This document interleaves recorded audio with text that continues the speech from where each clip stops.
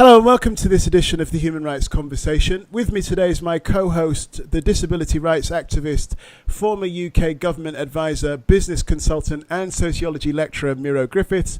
And joining us from her base in London is the activist and campaigner Michelle Daley. Welcome to you both. Hi. Hello. We're recording this conversation on the 3rd of April. Tomorrow is the 50th anniversary of the murder of the American civil rights leader, Dr. Martin Luther King.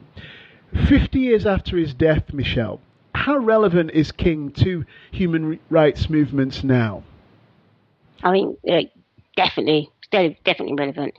I think for many, Martin Luther King's speech, I have a dream, was about having a world that wasn't divided. It was about being free from discrimination. I think some of the things we can see that have legacy of his work is come through, and we know that there are still lots of discrimination where people are being killed by the police, and people are still not having access to good education, brutality, injustice. But the thing what he did give people was a hope that things can change. And also one of the things of Martin Luther King, he said that change will happen and change is inevitable. And that is important when you start thinking about for everybody. And he taught people how to mobilize groups of people. But it's also when it's kind of like talking a double sword here, because I'm saying we need to get black disabled people to be mobilized. But at the same time, we can see how white disabled people have been able to mobilize themselves. And that's what Martin Luther King done. He taught us how to create partnerships. So there's lots of things that I think the work of Martin Luther King remain relevant. And we can see a lot of it in terms of the struggles of the disabled people's movement in what they've achieved in terms of the freedom drive, the DAN protests, and the campaign for independent living, trying to win the thing on the independent living fund. So, and also we can see the Me Too discussions where talking about sexual violence, harassment. So most definitely the work of Martin Luther King will continue to live on, and his legacy is extremely powerful in terms of how we think about human rights today and will continue. Miro, Michelle says Dr. Martin Luther King is still relevant, but do you see his influence in terms of strategy and tactics when you look at some of the more prominent civil rights human rights movements that we've seen? So let's begin with ACT UP in the UK. Let's go to Black Lives Matter, which is now spread from America to other parts of the world. Michelle has already mentioned Me Too. Do you see the influence of Dr. Martin Luther King in terms of strategy and goals and tactics in these movements? I would argue that I think Martin Luther King's ideas at the time, and of course, we have the privilege of hindsight, and we can think about how the ideas have evolved, the ideas have affected and evolved into the social movements that we have now. But what I think he was at the forefront of doing was that juxtapose between traditional class-focused issues and social movements who were particularly looking at class issues, and how it was vitally important to juxtapose that with identity-based movements as well. And I think now, when we look back now and we think about how where society is at this point in time, and we think about its evolvement to this point, and we have issues of neoliberalism and the effects of capitalism. What we have is the emergence of fragmented identities, as we touched about.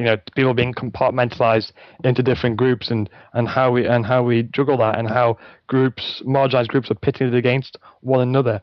And I think what he was doing was he was trying to ensure that actions, direction taken by social movements, agendas that were set, and even the reactions by activists, was to understand where is the oppression coming from, where is the marginalization coming from, and be able to articulate a narrative for what does change look like.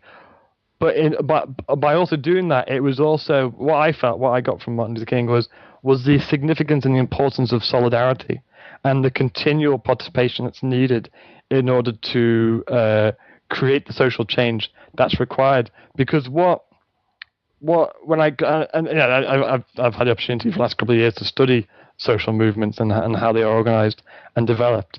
And when I look at Martin Luther King, and when I remember being a young student reading his work and so on, what I got was he talked about power in a relational way.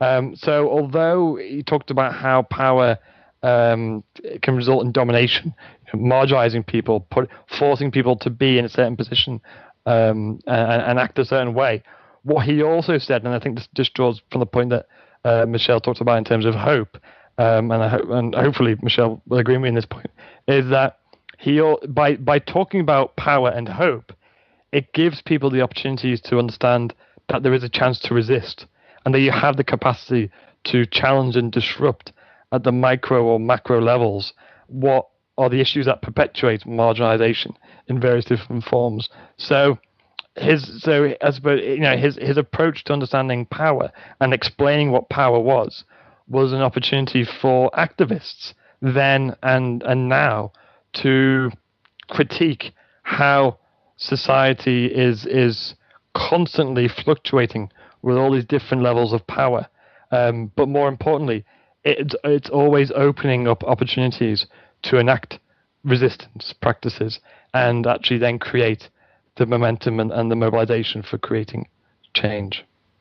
Michelle, when we think about the legacy of Martin Luther King, isn't it not important to focus on the fact that the charismatic leader is important in terms of connecting with the public, policymakers, and the media in particular, and that his death silenced that model? So what does that tell us then about how social movements, human rights movements, have had to change? Do you see in this 50-year period a move away from social movements identified with this public face towards much more grassroots organizing, much more based on the notion that there have to be deeper roots in order for these social causes to move forward? The way in people mobilize themselves is very different nowadays anyway, because we've got the use of technology. And that has most definitely changed the way that people have mobilized themselves and made it much more accessible. And you're right, in terms of Martin Luther King's days, where people came together in massive groups, and we saw the Selma March, and there's a march where he done I Had a Dream. We haven't seen that since. And would we see that again? I'm not sure. Well, we have seen it. With respect. The women were doing it. Louis Farrakhan took a million people to Washington, I think in 1995, but it was considered to be, it didn't have the same national character, so to speak. But Louis Farrakhan, people have a different take on him anyway altogether. That's another discussion, and right? Also there has been the Women's March, which greeted the arrival in power of Donald Trump. So there have been mass mobilizations, but they haven't come to prominence based around this individual charismatic leader in the same way. And that's the thing I'm trying to think, and that's the point I'm making. And I think that's because there's been in recent years, I'm bringing up ourselves to recent years, there's been a change of how we see people mobilize themselves.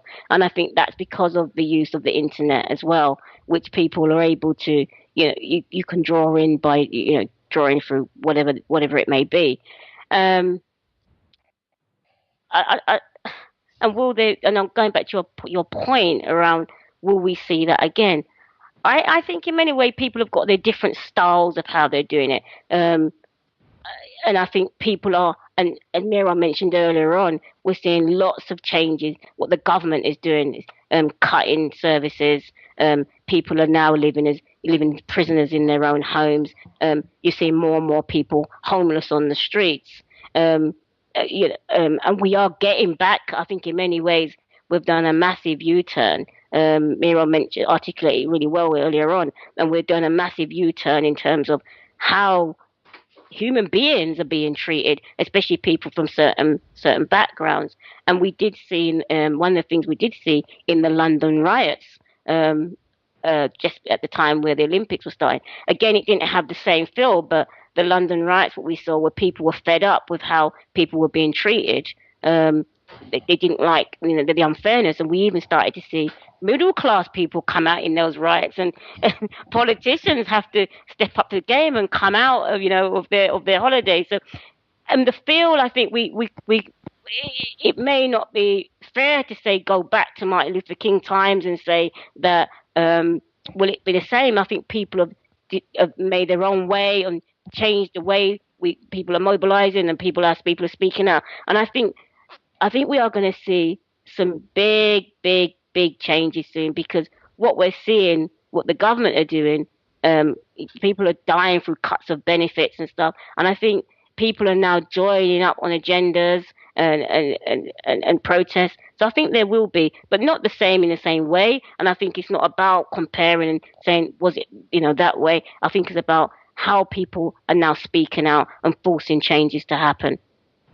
And that's what Martin Luther King was about. He was about opening the door for negotiation and giving us the ideas of how we create change.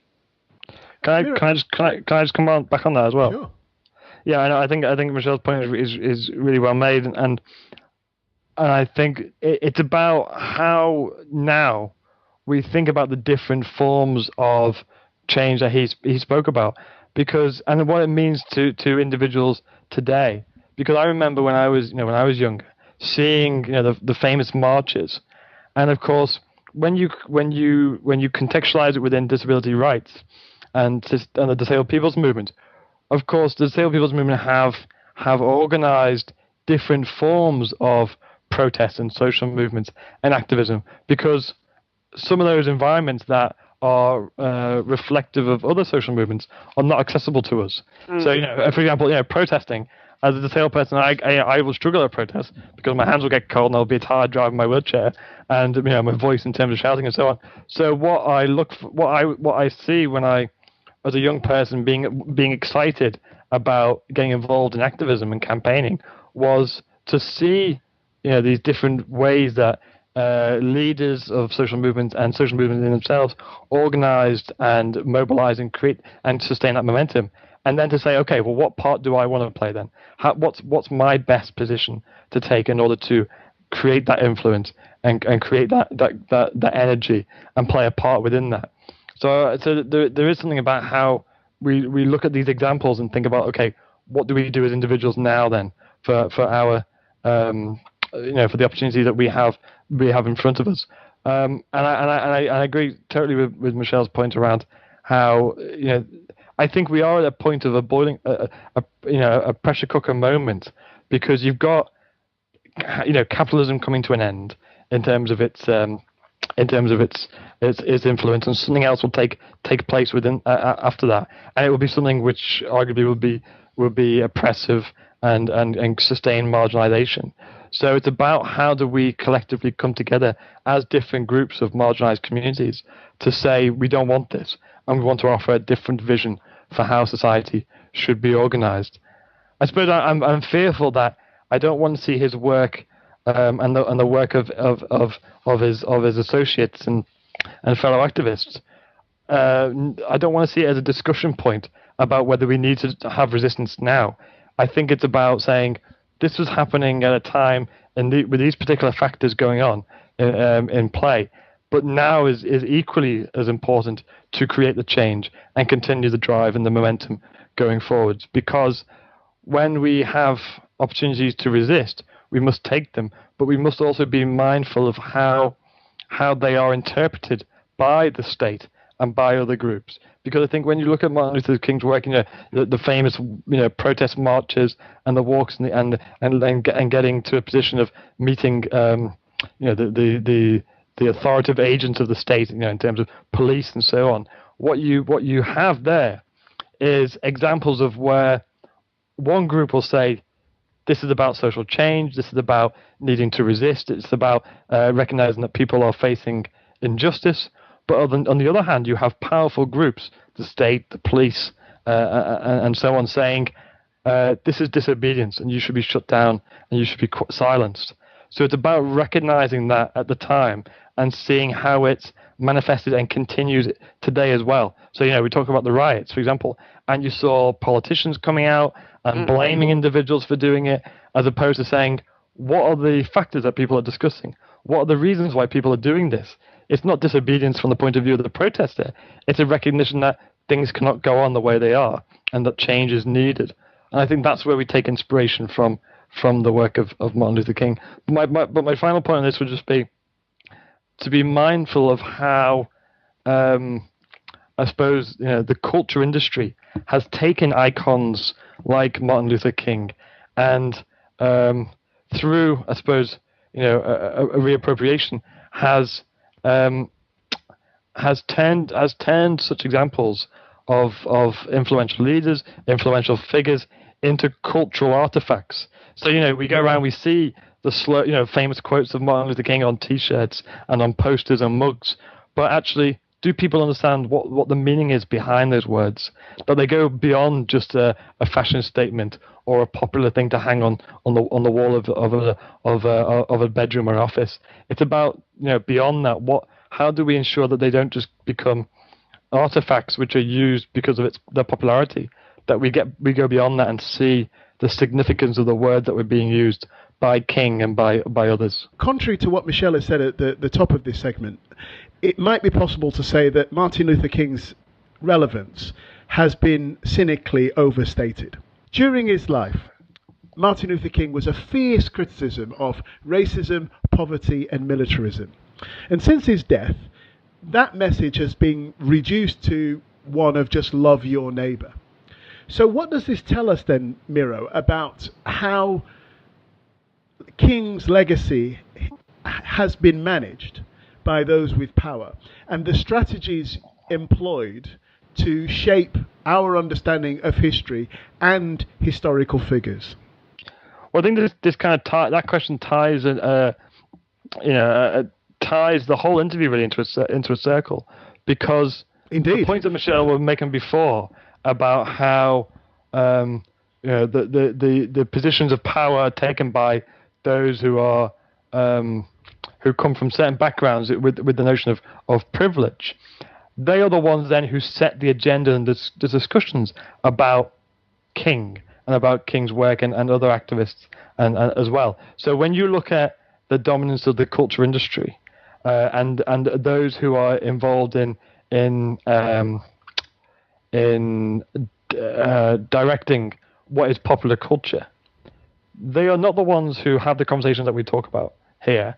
They're not the ones that people like Michelle and I, who have been politicized about social oppression and marginalization. They're doing it for other gains, and they create their outputs are very, very different as opposed to what we are hoping that King's legacy would be. And then you take it to the point of view of academia, and you look at how academia is centered around white, upper middle class people, highly educated, talking about aspects of social injustice. So there's a different connection there to King's work, and those people who don't have those positions of power, but have a lot to say about King's legacy and what that means for them and their position now within society, will never get the opportunities to direct those conversations. So what happens is, when you have popular culture driving one message, and then you have certain aspects of the state using the narrative of King, or reducing, we're talking about King as an example, reducing King's words to love your neighbour, it works very well then. Because then it means that those of power don't have to hold a mirror up to their own agenda and their own work and say, actually, how am I perpetuating the issues that King was highlighting in the first place? It's very popular for presidential figures and people of concentrated power to highlight King in their messages and talk about the importance of social justice, but at the same time criticizing protesters who challenge the state, or at the same time dismissing rights legislation and provision of support for people from different parts of the community. So we have to just be, I suppose my point is that we have to be mindful how those who reinterpret the messages from King, so that's all we can do. We can only interpret what King was trying to say based on our own experiences. But if our own experiences are one of privilege and of certain class and certain ethnicity, then all we will do ultimately is shape it based on our own agendas and our own direction that we want to take, rather than rather than use King's words as a way of facilitating the importance of opening up opportunities for everybody else, and disrupting the way that we currently organise ourselves. The point around love thy neighbour is really easy to say and to kind of ignore all the other issues around the history of what and the struggles of what King was speaking about. And if people and again we have to go back to the bit around who we're speaking to, and if we think about the work of what King was campaigning about, was about that deep level of discrimination. So it wasn't just about racism. It was about the total deep level of exclusion, deep level of segregation, deep level of brutality. And so what we're finding nowadays is we soften some of the language. We try to brush off and plaster over what King was talking about. So when I use the word hope and what King was doing, as somebody who comes from a Caribbean background, whose family would have been descendant of the transatlantic slave trade, I totally get what King's talking about. And I totally get when you talk about the issues around having hope, because that's all my grandparents could have had in order to get through, and thinking about, will my grandchildren, who I am a product of, have to endure what we endured?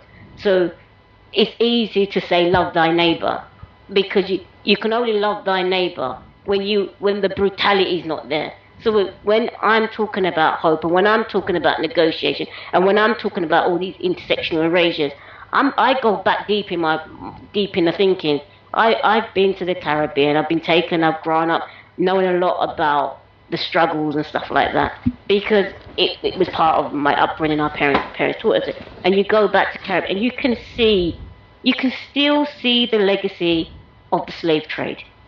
It's there. And we can still see the legacy of the slave trade in Britain. We've just become a bit more strategic and tactful in how we speak about it. And hope is a very, very important word, because we hope that our next generation won't experience what we've had to experience, won't have to experience the issues of having to silence ourselves sometimes when we know we're being unfairly treated, having to teach our children to silence themselves in positions where you know they're being unfairly treated. So what Martin Luther King did do is he gave us those tools to say, we must have a dream, because if we don't have that dream, we're not going to fight for change. In the same, so my dream is based on all my different intersectionalities. It's not just on race, it's around everything. And I think it's easy to keep saying, what Miro was saying, people sum it up to love our neighbour. You're not going to love your neighbour until discrimination is removed. It sounds banal to say, well, his message has been reduced to just love thy neighbour. That's an incredibly powerful message. But I think you'll recognise, Michelle, that just before his death, Martin Luther King was talking about the fights against poverty. He was calling for an end to the war in Vietnam, and this made him deeply unpopular. So as people interested in the human rights conversation in general, how do you explain the fact that this man, increasingly marginalised within his own society because he spoke to issues which were very uncomfortable for powerful elites, within 50 years has his own national holiday and is revered around the world? Something has happened. How do you explain that? Lots of things that we'll see in place that we can say change has happened, and I use the word change has happened. Change has happened to make it look like on the surface change has happened, but actually a lot of discrimination is still happening at the same time. We don't want to be distracted by these celebratory points, particularly when they are being handed down by member states or by international organizations, because we have to question what's the purpose and the significance of them. If they provide opportunities for us to, review and analyze the work of these historical figures, and then contextualize them within what is happening currently for marginalized communities, then fine. But the question is what do we get from them? And we have to be very mindful that when you have member states and networks of power that seek to create marginalization and isolation and exploitation of certain groups. And let's be very clear, as I said before, marginalization, exclusion doesn't just happen by accident, it happens very deliberately. So when you have on the one hand this network of social structures that perpetuate marginalization, and then every so often the same people who are responsible for creating or for perpetuating that marginalization then also saying, and now is the day where we can celebrate civil rights. What's the point? What does it give us then? Does it give us an opportunity to highlight the need to resist? Does it give opportunities for us to then say, what is the vision? Because when King talks about hope and change will come, I see that as a demand to say, so be ready to articulate what that change is. Be ready to articulate what that vision for how society should be organized going forwards.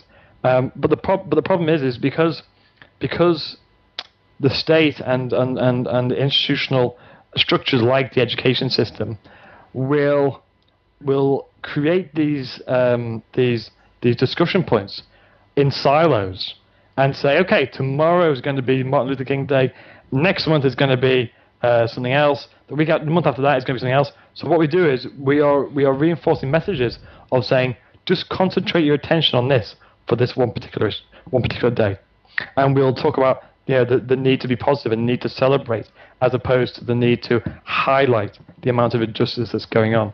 Because when Martin Luther Day comes, and when the International Day of Disabled People comes, for me it's an opportunity to say, okay, where is the frustration? Where is the injustice going on? Where do we have to point the finger to say this has to change? And why aren't other groups and other communities with us on this fight as well? And that's where I want to see the legacy of King and others work. I don't just want to reduce it to a point of celebrating what the particular points in history, which all they do really is just deflect attention away from the institutions of power which are creating these areas of marginalization. Now, let me put this last question to both of you, and I think we'll bring it to a close. 50 years ago, King and other black leaders, civil rights leaders, with the exception of Malcolm X, they appealed to the majority's better instincts. That's their pitch. They wanted to say, look, the majority has a sense of fair play that was underpinned by a notion and understanding of white liberal guilt.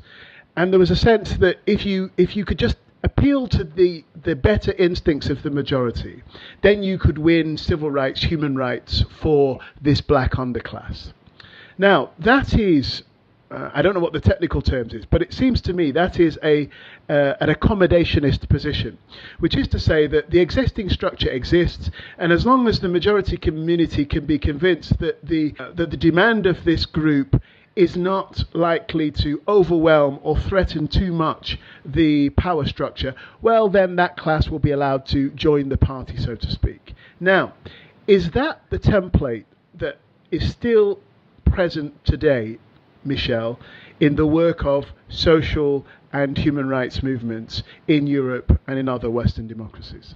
The template that what was used to demand, using hope and change to demand to dismantle the barriers and all the deep-rooted discrimination.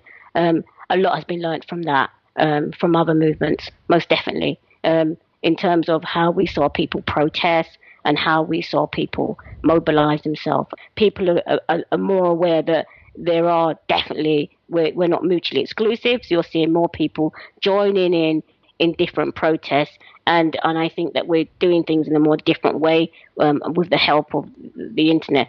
But most definitely, I think what King did do for us was provide a template to get us to think about how we think about change and how we protest and how we demand and negotiate for our rights.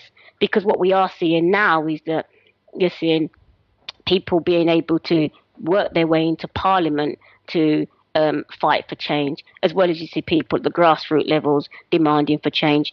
we're seeing things in a different way. And going back to your point, what you just mentioned about people may have said it was a kind of, if I'm understanding you right, a soft approach. And I think that we do see the different approaches. Today, you'll see people who are, such the London riots, which was it was it was action, and where we see people with people take non-violence in terms of how they protest, and we see the difference. And I think the template was most definitely there, and King did set that template for us.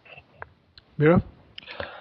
Yeah, if I've understood your question correctly from your point of view, I suppose that there is a fear that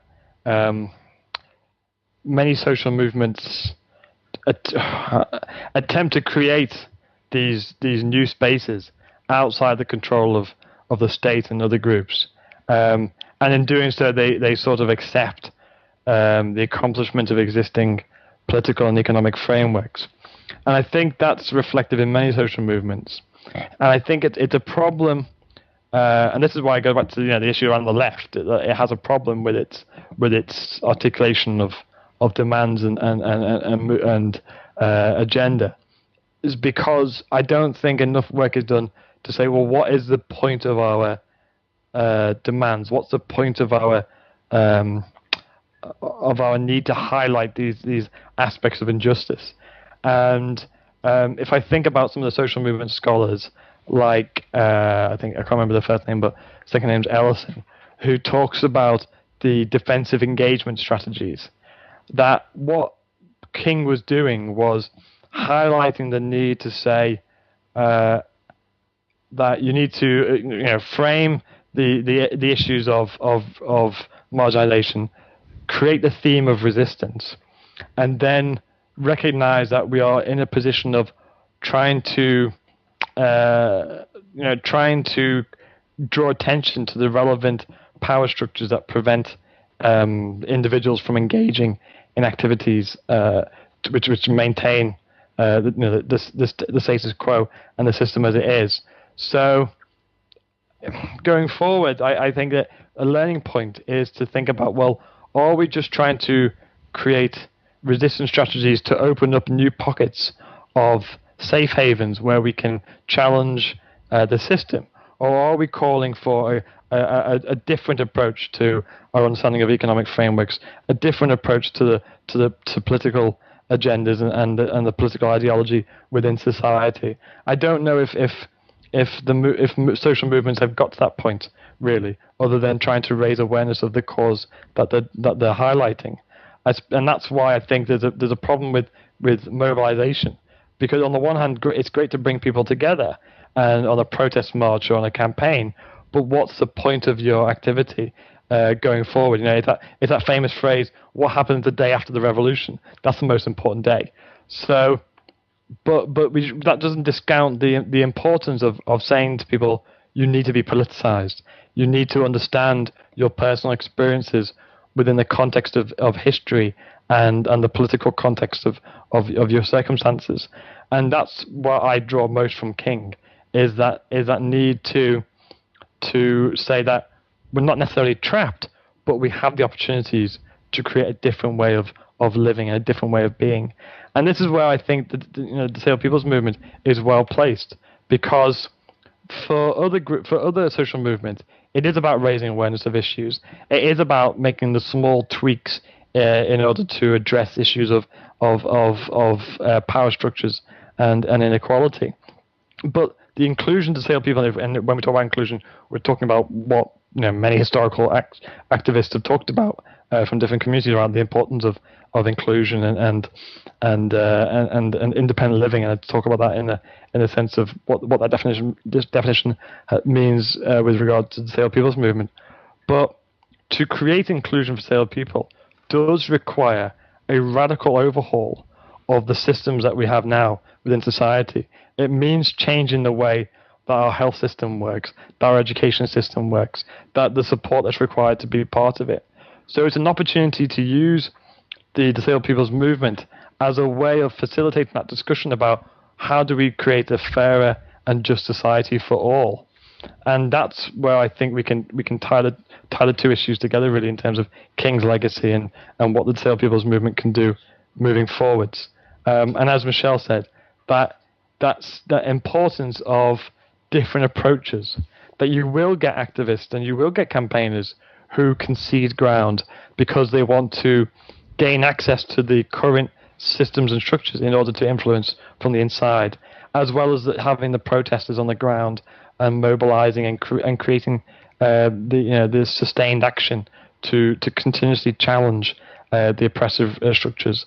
And I think sometimes we start to criticize or blame each other by saying, one group is a sellout or one group is misguided, as opposed to recognizing that different approaches are needed to create change. But I think, as Michelle said, and as you said, Nigel, we need to get to a point of understanding what is our vision for the future and how does it actually benefit all of us going forward, rather than just saying it's about trying to pick up one marginalized community and slot them into the current ways of working. And on that note, let's bring an end to this edition of the Human Rights Conversation. My thanks to you, Michelle, and to you, Miro, and of course to the viewer. Join us again next time. Thanks very much.